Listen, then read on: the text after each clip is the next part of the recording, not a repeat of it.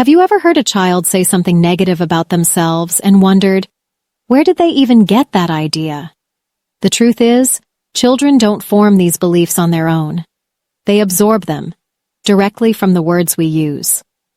The way we speak to children programs their subconscious minds, shaping their confidence, self-worth, and even their future success. And today, we're going to explore exactly how this happens and how you can use this knowledge to raise a child who is strong, resilient, and deeply self-assured. Welcome to my channel. If you're a parent, caregiver, or simply someone who cares about children's well-being, stay with me until the end. Today's topic is one that affects every child and every future adult, because the words we speak don't just disappear, they become part of a child's identity.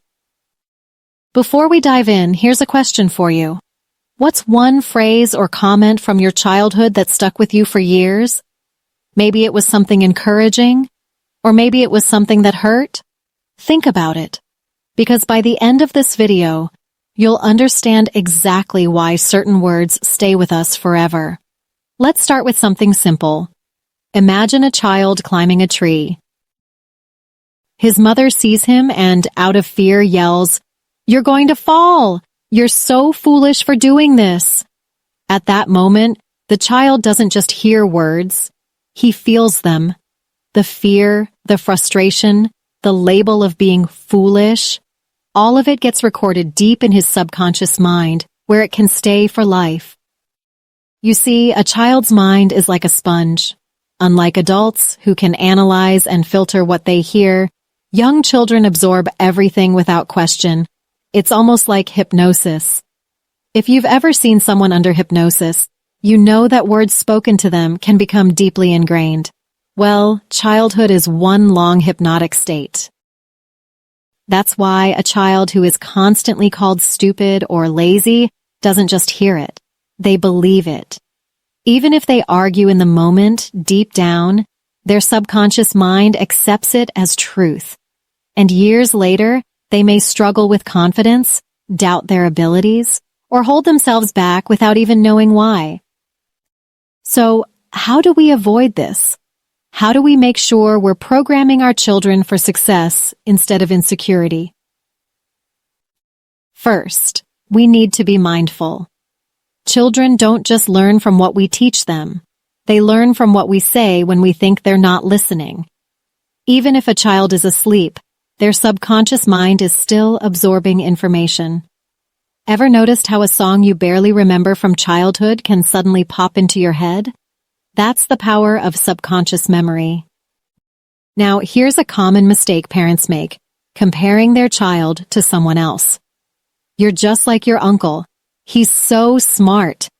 While this might seem like a compliment, it can actually backfire. Why? Because no one is perfect. If that same uncle happens to have a bad temper, the child may unconsciously adopt that trait as well, thinking, if I'm like him, I must be like him in every way. And it's even worse when the comparison is negative.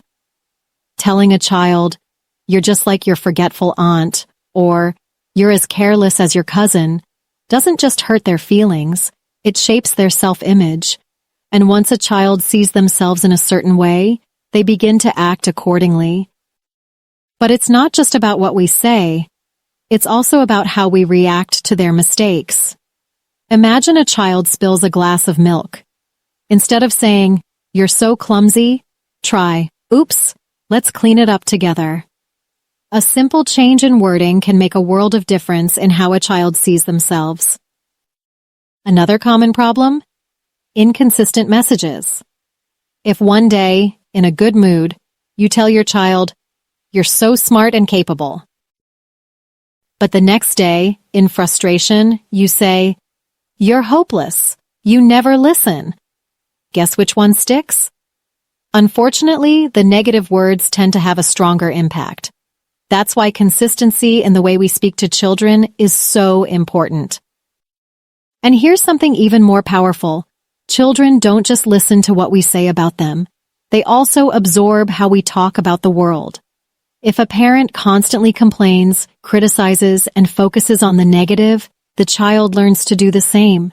But if they see a parent practicing gratitude, optimism, and self-love, they naturally develop a similar mindset.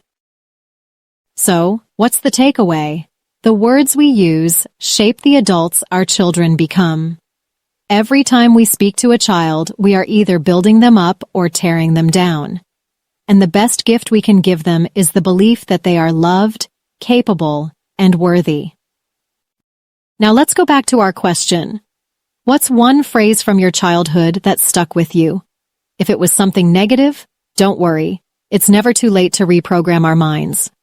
And if it was something positive, then you know firsthand how powerful words can be. If you found this video helpful, don't forget to like and subscribe. Your support helps us create more content that makes a difference. Let's continue this conversation.